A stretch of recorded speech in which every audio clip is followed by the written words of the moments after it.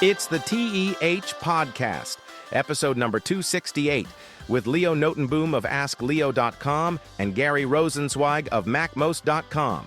This week, Airline Bluetooth Scare, Understanding the Cloud. Is AI creepy? Well, how's it going, Gary? What's life like in Denver right now? Oh, pretty good. How about yourself? I have unexpectedly sunny skies, and I'm liking it. Oh, We're tired of this wet spring we've had. So, what you got to start us with today? yeah. So, just a variety of different stories that I found. This one's really interesting. So, it seems like it's not the type of story we would normally talk about, not even newsworthy, in fact. It's about a police department in a town using social media tactics to try to get, find people that have warrants out. So they have a warrant out. They want to get information about where these people are. So usually you see the wanted posters, right? That's the old Yes. thing. It was 150 years ago. There'd be a wanted poster. Well, they were still in the post office, weren't they, for a long time? Yeah, probably. Who goes to the post office? But yeah, so wanted posters, but for the modern era, for social media, right? So they're posting on social media, probably with the police department's account or whatever. We're looking for this person, and they're offering rewards, but instead of saying $100, wanted, that kind of thing, they're offering like prizes, like Lego sets and games and stuff like that. They're trying to be cute. They're trying to be like, Sure. oh, it's social media and all. Something different. Yep. So no big deal. So why am I even talking about it? Well, the problem with this, as opposed to a wanted poster, is, wanted poster, you're wanted. They put the wanted poster up. They find you. The wanted poster goes away. Is taken down optimally, but it just is pasted over with something else, or falls Sure. off or whatever. Yep. Time. You are, of course, then apprehended, taken in, put on trial, and then perhaps found innocent, right? Because just because you're wanted doesn't mean you're guilty. It could be. Okay. You could be innocent. People are innocent all the time. The weird thing is that social media posts are forever. I mean, they could be taken down, they could be deleted, but they're always archived and often aren't taken down. And it would be very easy to actually just look at an archive of it. And so they'll show up in things like people doing background checks for you for search, for job openings or other reasons, running for office later on, Right. that kind of thing. Right. So it seems like a nice idea, but we have that problem again that creeps up every once in a while, where things online are kind of permanent, even if they're not. Forever. Yep. The internet And forever. yeah, It's interesting because I've got an article about it somewhere I wrote some time ago that basically points out the fundamental premise here is that anything you post online is pretty much online forever. yeah, Even if you take down the original, because copies are so easily and frequently made. But the flip side of that is that if you've posted something and you know that it's out there, but you've lost track of it, yeah, good luck finding it, right? Everything's Yeah. on the internet. You just can't find it. yeah, exactly. We've even had things like old, wasn't it like GeoCities or whatever? The pages, it went away, and then somebody Right. resurrected them. Yep. Yep. I did read something about another system like that, where, what is it? The Vines. Remember Vine? Oh, yeah. Yeah, so Vine was resurrected under a new name. Uh-huh. And one of the things they did in resurrecting it is they brought all the old Vines back. Interesting. Yeah, I'll try to find a Interesting. link to that, and see if I could add that to the list. So the Who thing was is it that, that bought Vines? Was it Twitter that bought them, or was it somebody else? yeah, it was somebody. See if I can find an article.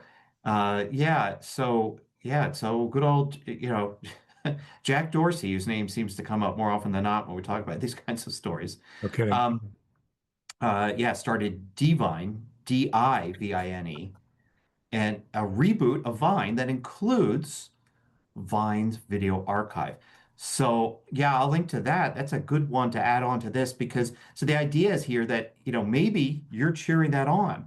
Like, hey, all right, Vine is back, and my old Vines that I thought I maybe lost because I didn't bother to save them myself, Right. they're back. But some people may be horrified to find their old Oh Vines my God, are those back vines I online. thought went away. Exactly. Um, yeah, so that's a kind of a related story there. You never know. Even when it seems like, yes, this is really gone, gone, gone forever, it may actually come back. So be careful what you post online. But then, if Always. it's not you posting about you, if it's like a local police department because somebody made a frivolous, charge against you or something like that, you Sure. might be just out of luck. You might just have Right. to live with the fact that people 30 years from now are going to ask you in a job interview, so what about this? And then suddenly, show you something on a screen and you have to explain yourself again. I do want to throw in one more thing that I think a lot of people don't think of. It's particularly true in posting online, but it's actually true for just about any digital data. And that Mhm. is that these companies are backing up, right? So your social media services, they've got their own backups. The backups aren't for you. It's not the kind of a thing that you can use to restore anything. It's to protect the company from things like hardware failure and just all the different things that can go wrong. The problem that most people don't think of is that the police Mhm. can get a warrant Mhm. to retrieve things that they may have been taken down, Mhm. but they're still in the backups from some time ago. Yeah. So yeah, even taking things down, depending on your level of either paranoia or culpability, um, can still come back to bite you. Indeed. Yep. So the interesting news of the past couple of days is that there's been a new set of laptops introduced Mm. in the PC world that are being referred to as Neo competitors, presumably because they've got the roughly same form factor and price and power. Mhm. Microsoft's Surface Laptop Ultra, because we keep coming up with names. We already have a Pro, and I think we already have a Max, so now we have an Ultra. It's based on the Nvidia chipset. It's a new um, chipset that is ARM based, so it's not x86 based. I'm going to come back to that in a second. But it is something that has been attempted multiple times in the Windows world. So, of course, you'll have the Surface Laptop Ultra running Windows on this supposedly very uh, very powerful, very spiffy new chipset. Apparently, it's also very much AI oriented, as everything is these days. Mm. The problem I have with it, and I've got a link to a How to Geek article on why it's doomed to fail.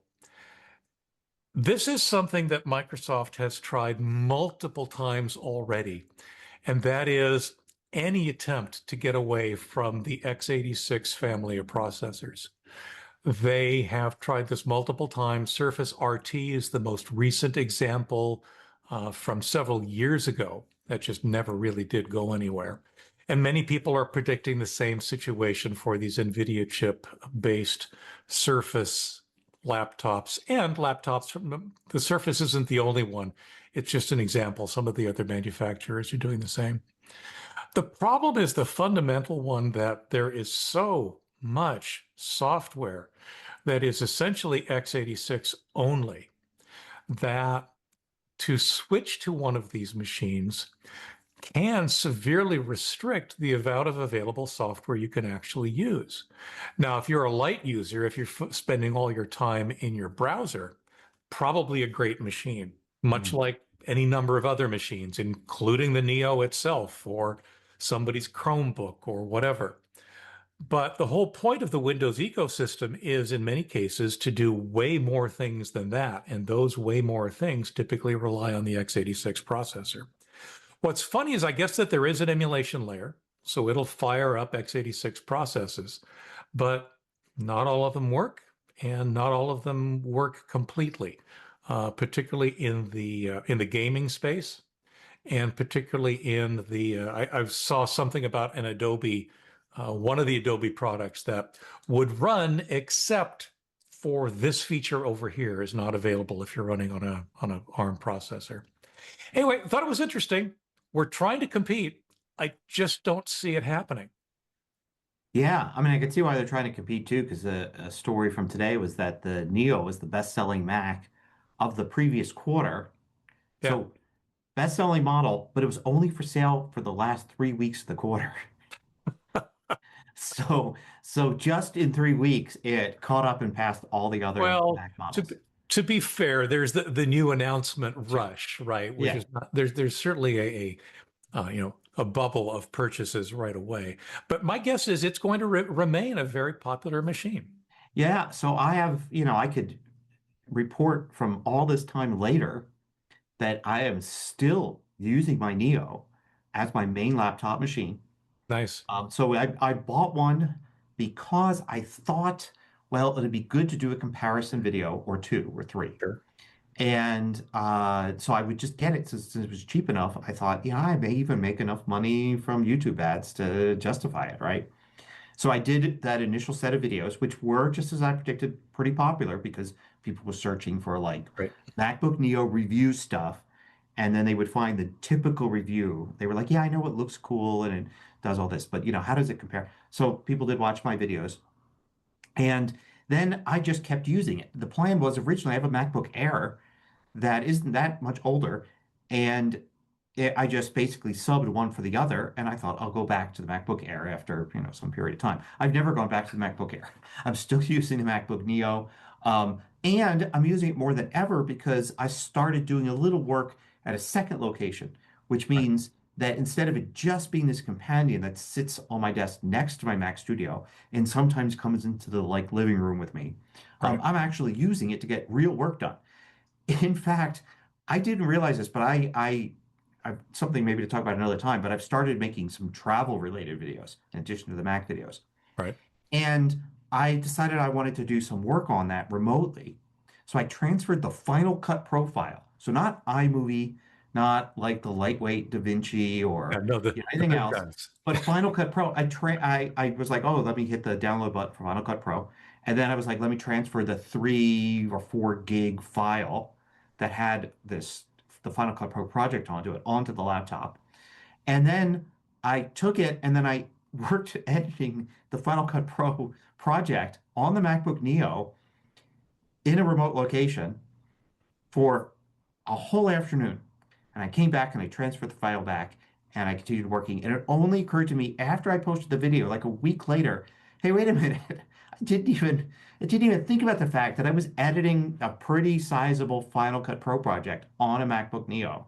Like I Right. didn't think about, oh, how is this going to measure up?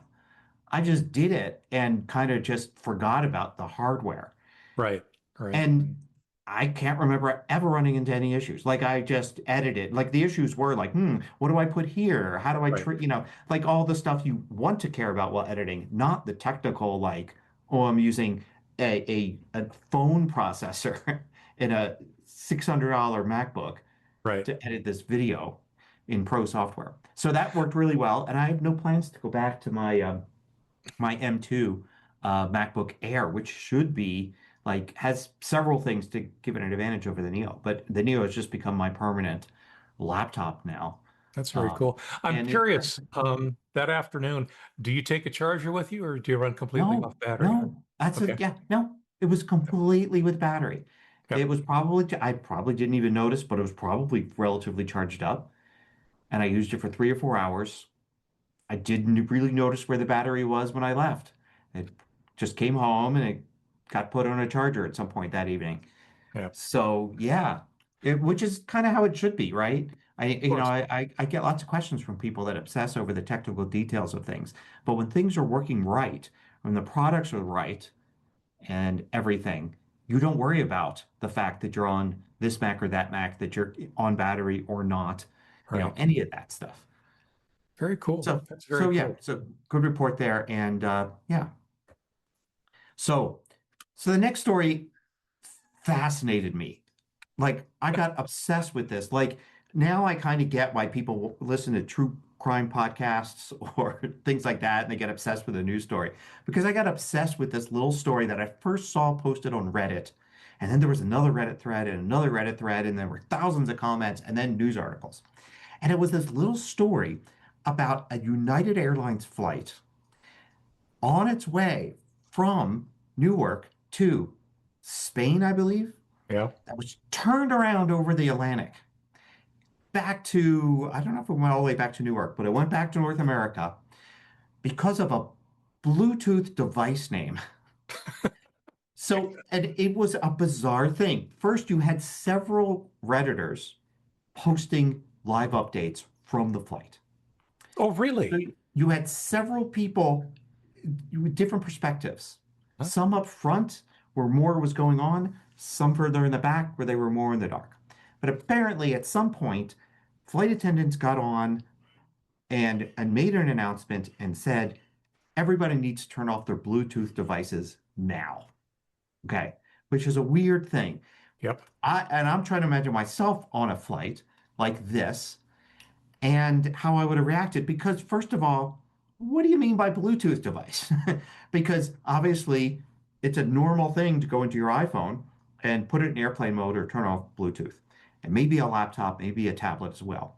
But those aren't technically Bluetooth devices. They're computers that connect to Bluetooth. The Bluetooth device is your headset or speakers, Right. usually. I don't know why anybody would be using speakers. They shouldn't have been. That right away, just turn the flight around immediately if that's going on, because that's annoying. But probably headsets. And there's another class of devices which probably almost nobody using them would even think of as Bluetooth devices. Things like AirTags and other, Okay. similar location finding things, and medical devices. Right. Hearing aids, pacemakers, all this stuff that are not necessarily going to be in your face. Bluetooth, your pacemaker's got Bluetooth. You get a little tattoo with a Bluetooth logo tattooed on your chest, I guess, to tell you it's Bluetooth. I don't know, but these things all these things use Bluetooth technology. Technically, they're all Bluetooth devices. Some of them can't be turned off, like pacemakers maybe can't. Hearing I would hope aids, not. various levels Right. of, and I got a feeling a lot of times, like people with hearing aids, they're not necessarily, they're in and then they're on the charger. Nobody's fumbling for an off switch I think for some of these, Right. So yeah, so turning off Bluetooth, I would have been the tech guy raising my hand and saying, can I have some technical specifications of which Bluetooth devices exactly so I can help fellow travelers perhaps figure out what they need to find in their carry-on and turn off. So why did they say that? Because there's another thing here. If you've flown on an international flight recently, or even a big domestic flight, one of the neat things you can do is if you have a TV screen in front of you, you can connect your Bluetooth to it. Your Bluetooth headset can be used as headphones to watch the movie. Cool. This I is didn't know that. a fairly recent thing. I Yeah. noticed it first last year, and I noticed it again flying recently internationally this year. So twice I've used this. Mhm. It's one of the things on the screen. You go into the headphones or whatever, and there's a Bluetooth symbol, and you can pair your Bluetooth with the screen in front of you, which is great because more and more people have a Bluetooth device and they're not connecting with wires, and you don't necessarily want to use the airlines ones, although that can be more convenient because you don't have to, fish around to get your stuff. You don't have to pair your stuff with Right. the TV screen. But those headphones still suck. They're still Yes. in general not very good. And I even recently, when I said, yeah, sure, give me one, because maybe I'll use those instead of my own. Yeah, one of the sides was out. I was like, all right, whatever. So I just used my AirPods paired with Bluetooth using the Mhm. instructions on the screen. So yeah, so okay, how am I supposed to watch my movie now? Because I'm trying to do it with Bluetooth on the screen. Number one. Number two, your screens are Bluetooth. Every one of them on the back of every seat is Bluetooth. So are we all supposed to be turning those off? And are they ever really off or are they in sleep mode? Um, so there's all of that. Now, why were they saying this? Because you technically don't need to turn off Bluetooth. Matter of fact, if you put your phone into airplane mode, you may notice that Bluetooth does not go off. It's no longer, it used to be airplane mode was just turn off all the wireless. Everything. Yep. But now it doesn't do that anymore. Airplane mode does not turn off Bluetooth. So you can listen to your AirPods, listen to your iPhone, listen to music, audiobook, whatever, watch something on it, you know. So it makes sense. So why do they need the Bluetooth devices suddenly turned off? Well, we don't know for sure, but the reports from the plane are somebody overheard a flight attendant or perhaps the cockpit saying something about a Bluetooth device using that four-letter word. Now, I don't think it was profanity that they were referring to. I Nope. think the word was bomb. And a lot of news report outlets are actually saying that supposedly it was somebody used the word bomb in the name of their Bluetooth device. Yep. And that was the problem. And also, this is unconfirmed, but it wasn't that there was like one of the flight attendants was like their job was, okay, we're in the air now. Time for me to go and check the name of everybody's Bluetooth device. Supposedly, it was somebody trying to connect their Bluetooth headphones, maybe to one of these TVs, I don't know, and noticed that there was a name of a Bluetooth device with the word bomb in the name. They called a flight attendant over, concerned. And that's where this kind of came from. Then the flight attendant was like, everybody turn off their device. So this actually, there are more questions now than ever before, because first of all, um, so if you had brought a bomb on the plane, all you needed to do to get away with it was just to change the name of the Bluetooth device to something that didn't have the word bomb in it. That seems rather ridiculous. Um, Also, funnily enough, somebody commented that there is actually I don't know if they're headphones or speakers that came up with a kind of a funny name that has the word bomb in it. So if there's a default name for those devices, and granted, most people do not know how to change the names of their Bluetooth devices, Right. you would be stuck with this. This is the name of your Bluetooth device. And this is now going to be a problem on a lot of flights. Um, there's that. There's also the fact that so the flight attendants became very angry when this device didn't go away, and Right. apparently at some point they said, "Well, there's still two people with Bluetooth devices still on, so we're turning the plane around." Which is like, I don't know if everybody knows how to turn off their Bluetooth devices. I don't know if they Yeah. can. I don't know if everybody knows what a Bluetooth device is anymore. I mean, it's not exactly when you buy AirPods, which have to be the best-selling Bluetooth device on the market. They don't go and say Bluetooth AirPods. They're just called wireless. They use the term wireless, not Bluetooth. Yep. So I don't know if everybody knows that the headphones they're using are Bluetooth devices. They just may not. It's kind of a technical term. Plus, there's one more thing I have noticed, and I'm sure this is true. If you have, say, a pair of Bluetooth speakers and you try to connect to them, and you do or do not, and then you turn off those Bluetooth speakers, your device later on is still going to list them. Yes. Yep. So if the flight attendant was saying, I'm just good, I don't think the flight attendant has sophisticated Bluetooth name detection, gadgets. They probably just had an iPad. And if the iPad saw that somebody's Bluetooth device with the word bomb in the name was on before, and that person promptly said, "Oh no, yeah, my Bluetooth headphones are from, bomb headsets or whatever, some Right. really cool. The bomb. Yep. I'm going to turn it off." Then the flight attendant would have still seen that listed as a Right. Bluetooth device available. Right. Very likely, even though the device had been turned off. So the whole thing was kind of ridiculous. And there's just multiple failures at many levels of like understanding technology and trying to deal with the situation. There's even weird stuff like one person reported that when they were told to exit the plane, and by the way, the plane didn't go back to the gate because somebody really thought that there might be a bomb on the plane, and the bomber was stupid enough to name the Bluetooth device that. They actually didn't approach the terminal and had everybody walk downstairs onto the tarmac or whatever. Right. And one person reported we weren't allowed to take our devices with us. You had to leave them on the plane. Where I should note that another person said that's not true at all. Nobody told us that, and we walked out with our carry-ons with all of our devices on it. Right. So who knows what the truth is there? But just lots of ridiculousness over like technology. Sometimes you feel like, oh, we're finally past this kind of stuff. No. And at other times it's like, wow, there had to be like multiple people and procedures that were outdated and misunderstood for this mess to happen. I think the misunderstood is probably the biggest part of the story, just because, like you say, not everybody understands what Bluetooth even is. Like, Yeah. it's you've got a wireless connection. What technology it uses Mhm. is irrelevant as long as it's working, right? Um, but yeah, I know that, the airlines have to be super sensitive to that word, but a little common sense might not be a bad thing either. Yeah. Yeah, exactly. I mean, and certainly, hopefully, whatever weird uh, conjunction of rules led to this whole incident, a specific rule is now being put into place for this specific thing. Not, because I think it was maybe a combination of like three or four dominoes in a row that fell into Right. place Right. for all of this to happen. They need to understand that it's the moral equivalent to calling your Wi-Fi hotspot FBI Yes, surveillance van, right? You make it up. It doesn't mean anything.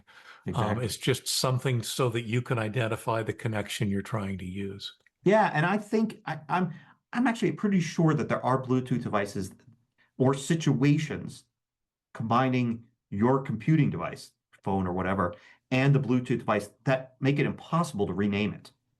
Like I've got USB devices that are that way, older USB devices, where there is no way for me to rename them. Right. And I have other USB devices where I can go and rename them. Right. And I think it's the same thing, perhaps for some Bluetooth devices. I rarely use anything but my AirPods that would be considered a Bluetooth device. But I'm thinking that there might be situations somebody with a phone running this software, and they have this headset, and there's really no way for them to go if the Bluetooth device is called, the bomb headphones, they're stuck with that name. Yeah.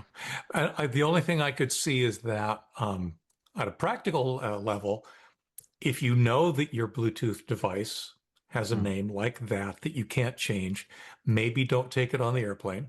Yeah. And if those kind of devices can be identified beforehand, I could also see them being on like a no-fly list for devices. No fly list, or they could perhaps, I mean, well, first of all, yeah, now you wouldn't have known before this incident Right. that you shouldn't have taken that. Now you have to actually be reading this kind of news or seeing this kind of, so they need to get better at it. Also, if there is like some company out there making Bluetooth headphones that have the word bomb in the title, first of all, they Just need sort to of, stop putting that as the name.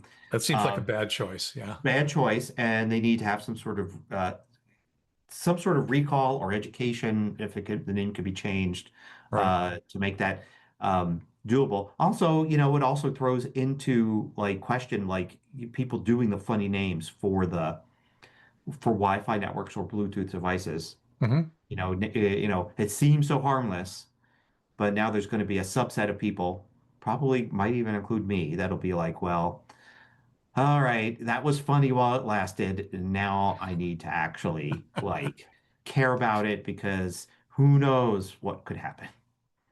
I will say that I've used the hotspot on my phone fairly frequently. Mm. So of course it broadcasts a Wi-Fi SSID. Um, I use that for marketing. If you ever see a hotspot labeled whose name is Yeah. askleo.com/hotspot, that's me. I'm nearby.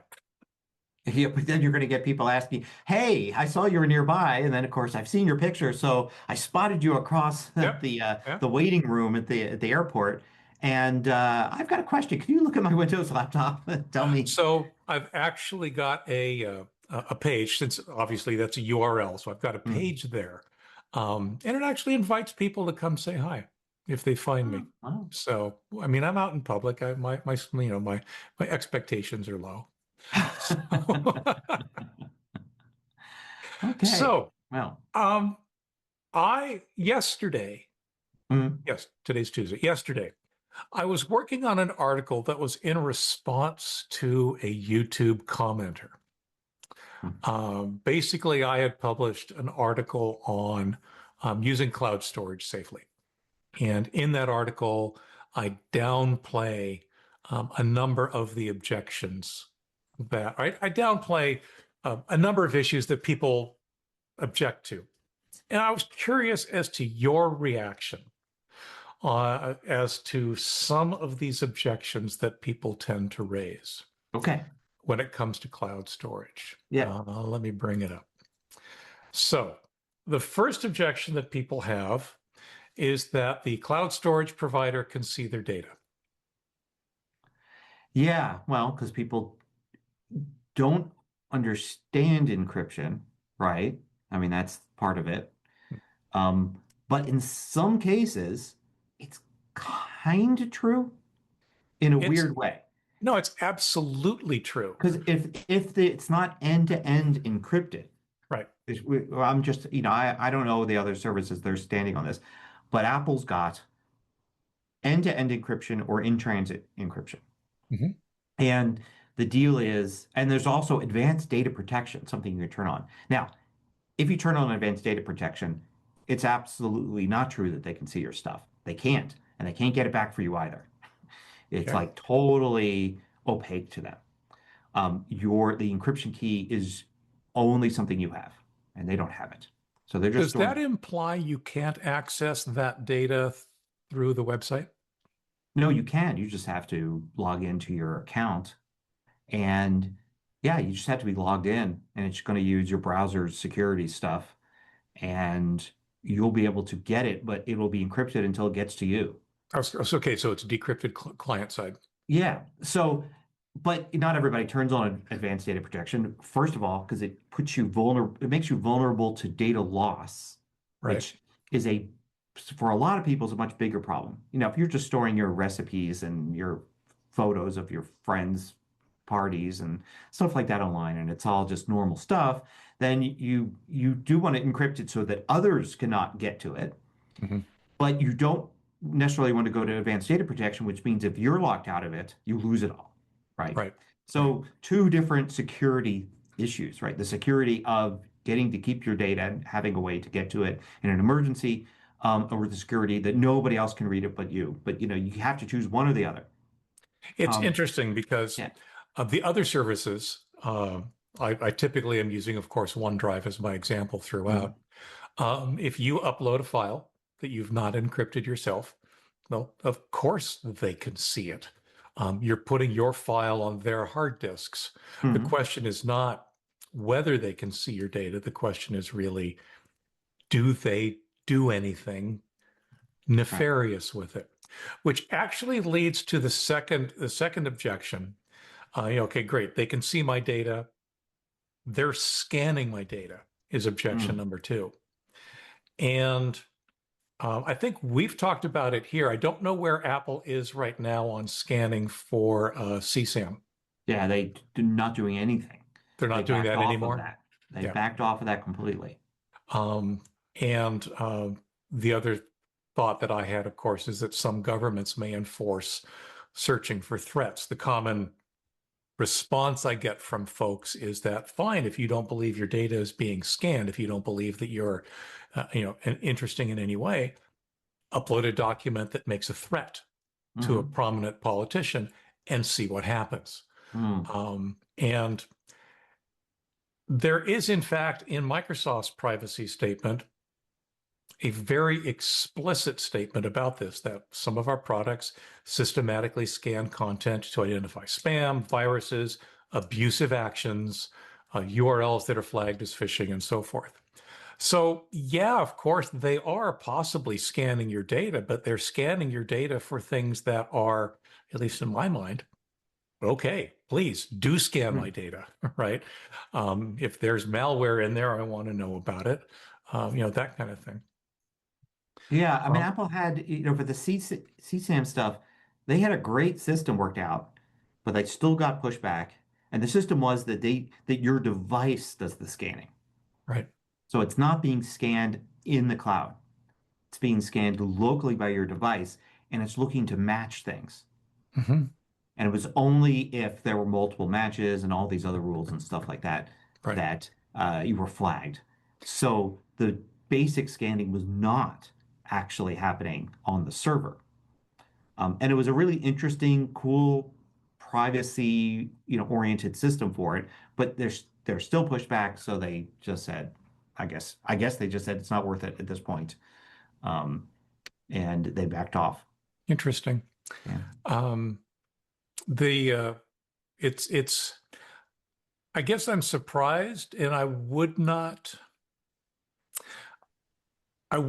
put it past Apple to still be doing some level of surface scanning. Do you know if they say anything specifically in their policies? Yeah, I think they say they don't Okay. in their policies. I mean, they have, if you're not using the advanced data protection, then you can basically, you can get recovery from them. Right. So you got to go in and get recovery. And they could potentially use that same system to look at your data. Right. But it's kind of like throwing they have to intentionally do it. It's not like there's systems that are just looking through all the stuff, gathering information for advertisers, doing, data analysis on what everybody's saving to iCloud. That's not happening. Right. But technically, in order for them to help you recover your account, they have to have the key to do that. Right. They have to be able to access it. Yep. So you're just doing a trust thing. You're trusting Apple to not use that key for anything else other than helping you recover your account. Or it's that whole trust potentially thing where a lot of people a are falling warrant. down. Yeah. Right. Yep. Or potentially a warrant. So that's the thing, and it goes back to what you said over and over again. Well, if you say, well, I don't trust Apple, I think they are using that recovery information to just spy on me. They don't need to use that. They don't need to break that door down. They have lots of other doors and windows.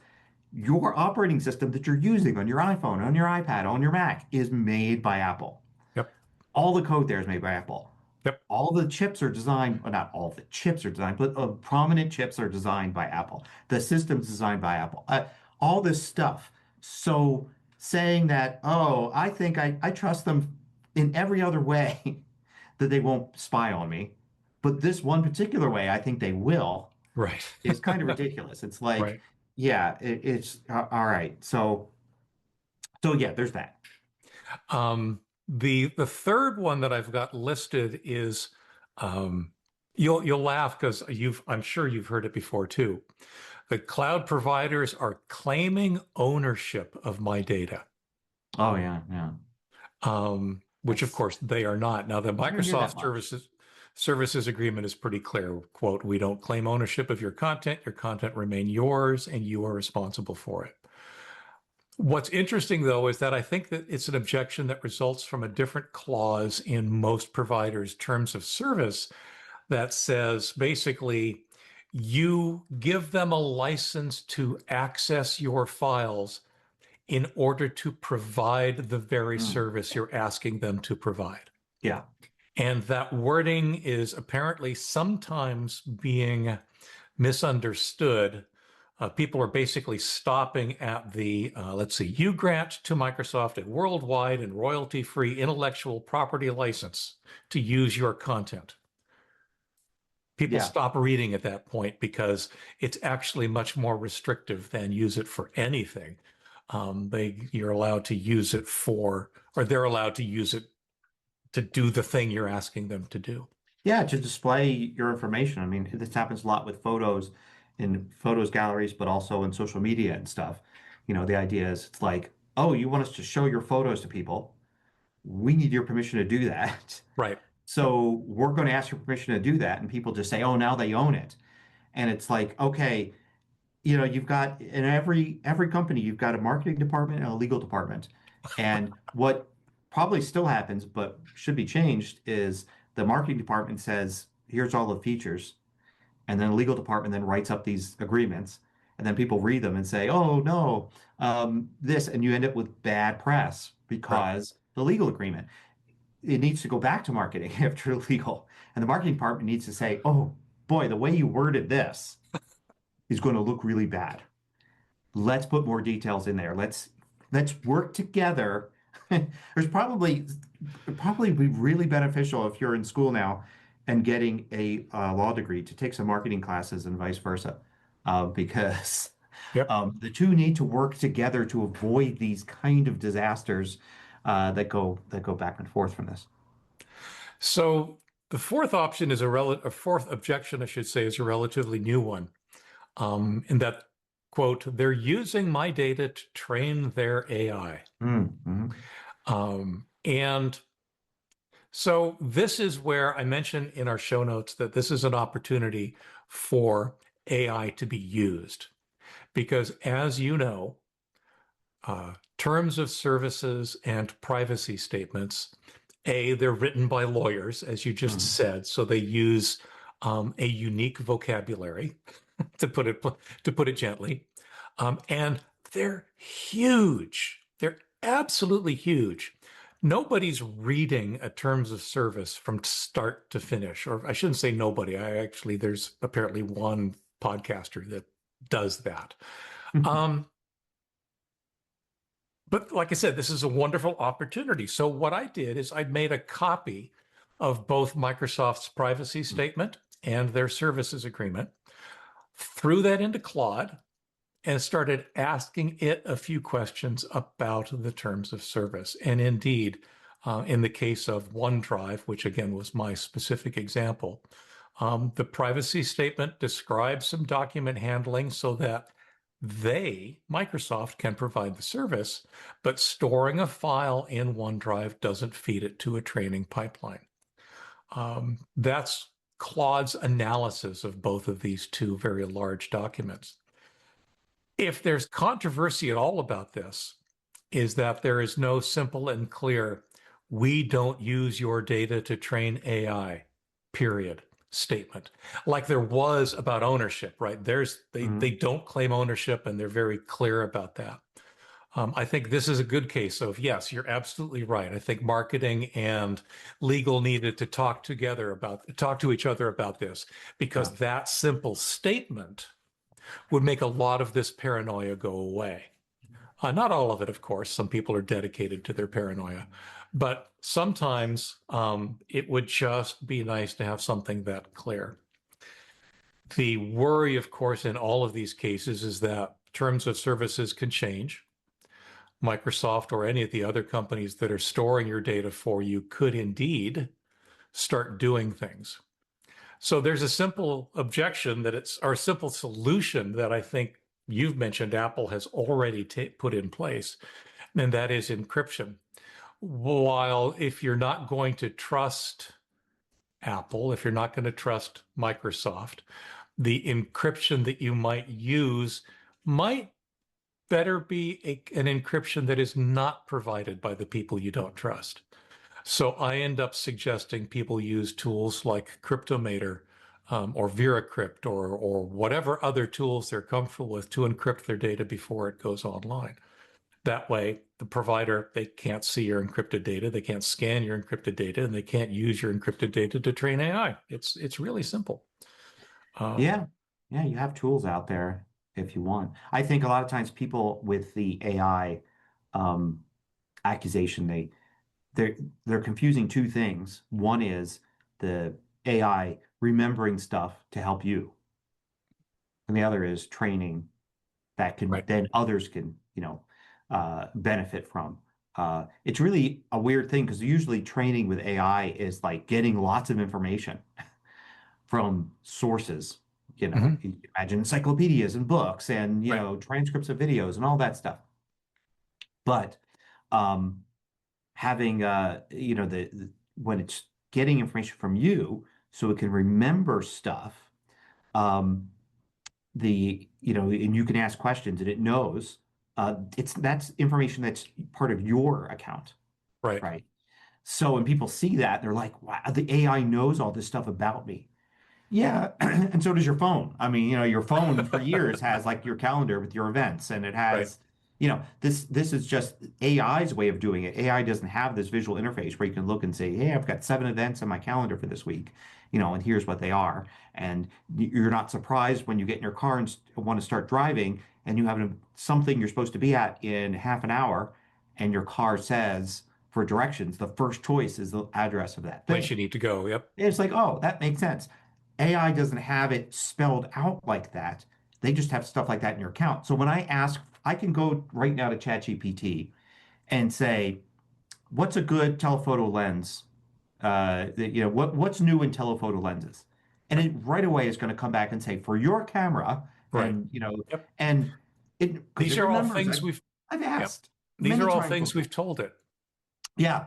So so yeah, I get that, and but that's not training AI. That is just remembering stuff about you and your account. So when you Using ask AI. questions, it has context. Right. Which is actually something I was going to talk about later. But there's an article I'll just include in the show notes about somebody that was reviewing the latest version of Gemini, and then got creeped out when it knew all this stuff about them. It asked them to plan a vacation, and then it used tons of past data to Right. plan that vacation, Right. including names of family members, the fact that their family members were young, young children, Right.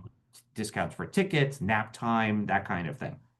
Um, so they were creeped out by it, and they kept using, and it was even in the headline. Well, maybe it wasn't in the headline, but it was, yeah, no, it was. So anyway, and I don't know. To me, I don't see it as being something being creeped out because I think it's something we talked about before when we were talking about like using AI as somebody to talk to, like a chat, and using it as a tool. Mm-hmm. And it's often ignored. A lot of people are jumping right to, oh, I can chat with this thing. It's a person. I can talk to it like a person and all that. And by all means, if that helps you get the results you want, fine. But don't forget it's not a person. Right. So when it comes back and says, oh, your son named this, will probably enjoy this part of the trip, you know, this is not a person that's doing it. It's a thing that has that information and is spitting it back out at you in an interface that is basically a chatty type interface. It's a thing with a perfect memory. Yeah. It remembers all the details. It's funny because I will occasionally, obviously, use Claude when I am working on my articles for various things. And if I ask it to do an editorial pass, it will sometimes tell me, for your audience, you might want to reword it this way. And over the course of the past few months, it's gotten a very good concept of what my audience really entails. And that's just because I've told it all these things and it's making wonderful inferences from it. The training that I think most people are concerned about are the large language model trainings. In other words, the documents you upload and are somehow used for that. Honestly, two things on that, and then we'll move on. One, I don't care. If they're training their AI on the documents I have in OneDrive, more power to them. I really don't care. And one of the reasons I don't care is because they're not copying my documents into the model, right? What they're doing is they're using the structure of whatever's in my documents to train the model. And the best comparison I can come up with right now is our spam filters. When you mark something as spam, they take a look at the characteristics of that message and use it to update the filter. They're not copying the message, they're not saving a copy of the message, they're using its characteristics in some form. The same thing is happening, I believe, with large language model training. They're using the characteristics of the document. Now, it could be incredibly detailed, nuanced characteristics that you and I would never think of, but it's that they're saving. It's that they're using to adjust the LLM.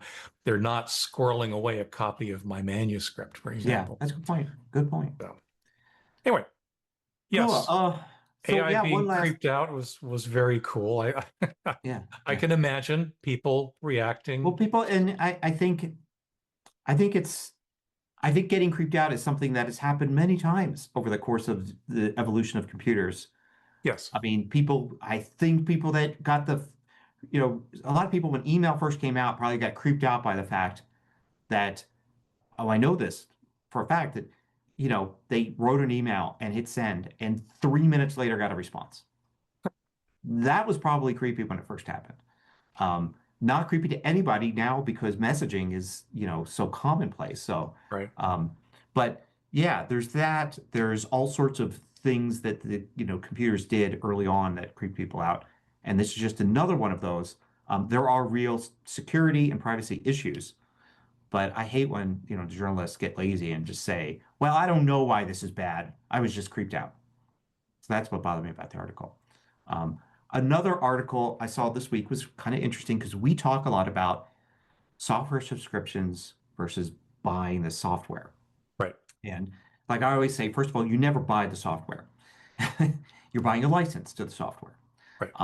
And you're never, subscriptions and buying the software are not completely separate models, because when you used to buy software, and you still can, you're probably not buying the upgrade, right? The upgrade is going to be another price at some Right. point.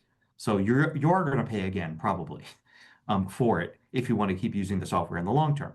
And that's the case here, where Microsoft Office 2019 for Mac, right? If you bought that thinking, I'm not going to pay for a subscription to Microsoft Office, Right. I'm going to buy Office 2019, and that's all I'll ever need. I don't care what new features they add to Microsoft Office in future Right. versions. 2019 is all I'll ever need. Well, guess what? You're going to need more than it now, because soon Microsoft Office 2019 will not work anymore on Macs. You'll be able to open and read documents, but you will not be able to edit them. Really? I hadn't heard that. So it apparently has to do a little bit with certificates. A new certificate needed to be issued for Microsoft Office 2019. Easy to do. Now the software has to be updated to include that certificate. Microsoft has said, we don't update Office 2019 anymore. It's done.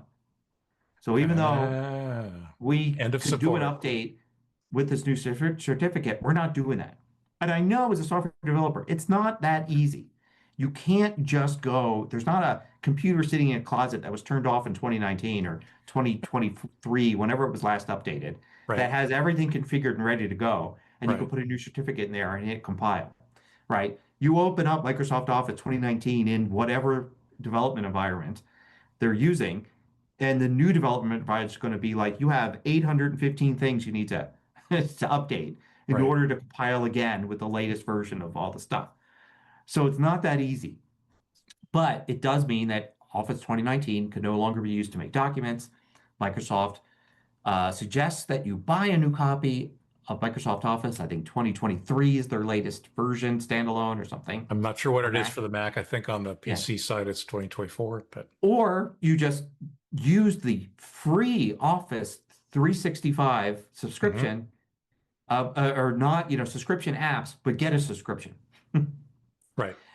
So you're going to either like buy another one that we're probably going to do the same thing to eventually, or get the subscription that you've been avoiding this whole time. If you bought 2019 thinking, I'm done, I'll never need to buy Office again, people like me warned you that would probably not be true, and it looks like that's very true right now. Interestingly enough, for a really cool feature of Microsoft Office on Mac is that ability to get the full versions of the apps, no subscription needed, and use those to open documents. This is something they introduced years ago, and it's really cool because one of my biggest pet peeves was people that use Microsoft Word so often that they forget it is not ubiquitous. Right. And they will do something like write a memo and then email the Word document. And this happens in organizations all the time. Yep. Right? You're in some sort of Facebook parent group, and somebody decides to write one page of something in a Word document and sends it to the group. Hey, I've listed all the things we all need for the weekend event. It's in this Word document. And then you get it, and as a Mac user, you're like, oh, I don't have Word.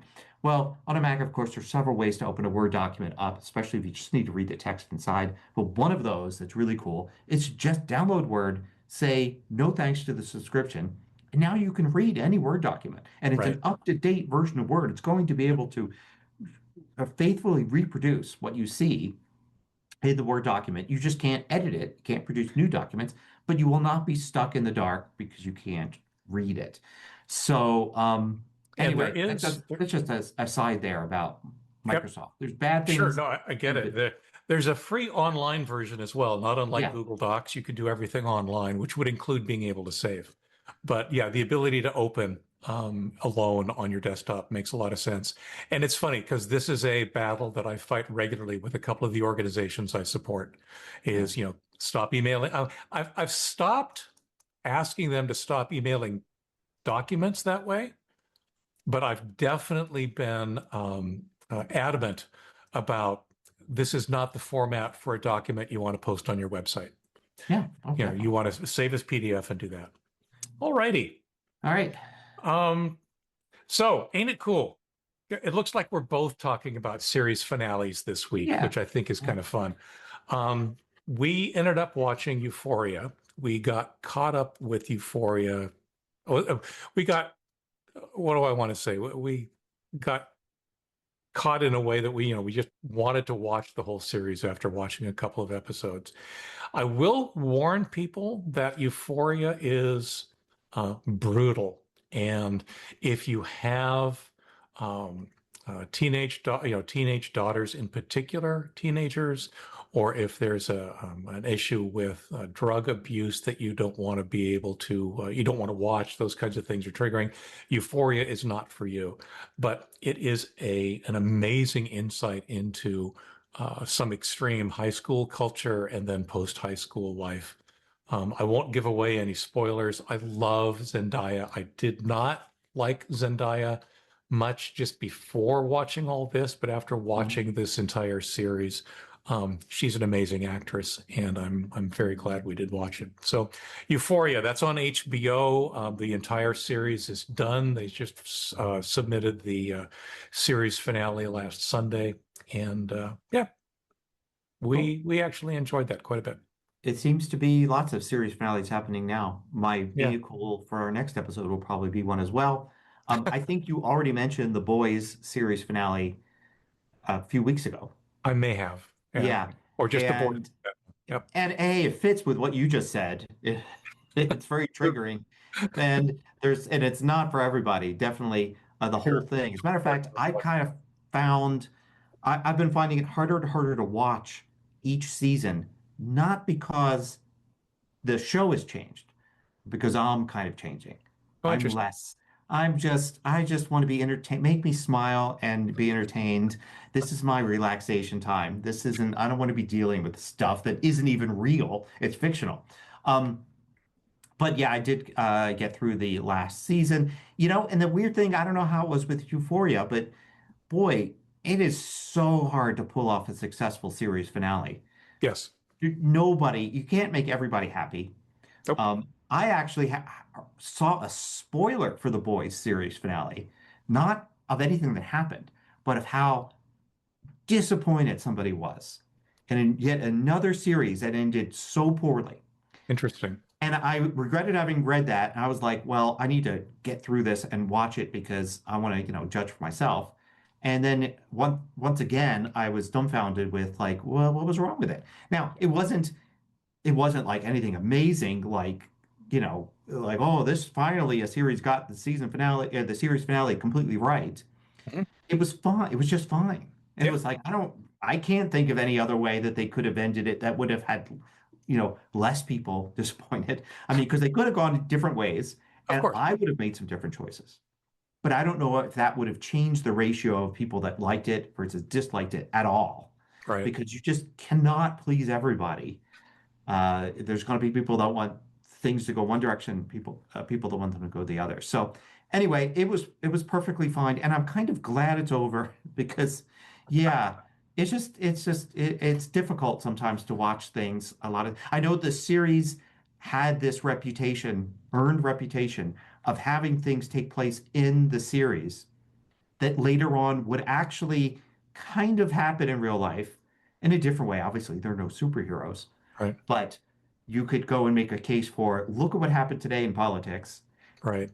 Kind of like what happened in episode whatever of season whatever of The Boys, but it seems so ridiculous then. There are a lot of parallels, and I honestly don't know how much of it was intentional, specific things happening, or how much of it was just a side effect of having, in this case, the big bad being a narcissistic, dictator-like persona. And having a lot of scenes take place in the Oval Office. Yes. I think it was probably at this point it has to be a combination, right? Because they obviously were aware of Yes. similarities between Yep. real life events, and I think that sometimes it was very easy. It was like, well, this is where the story naturally goes, and hey, it happens to parallel some events taking place.